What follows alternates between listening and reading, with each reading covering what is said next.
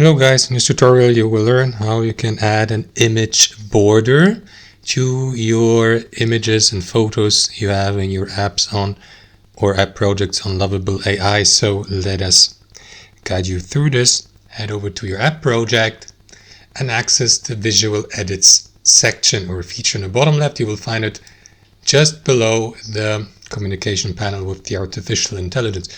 So if you'd like to do that manually, guys, click into that button, select the visual element. In this case here, let us go with this image here, and here to the left, scroll down.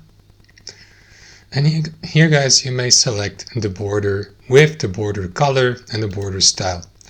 Let us go with a solid border style. After that, let us go with one of these colors. So let me go with this one. You can also search for colors or choose a custom color from here. And also the border width. You can choose between 1, 2, 4 and 8 px. I will go with 8 px.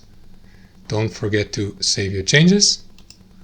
Wait for the artificial intelligence to process your changes. And that's it. Changes have been saved successfully. And now you can return to the previous menu. And that's it. Thanks for watching, and I'll see you next time.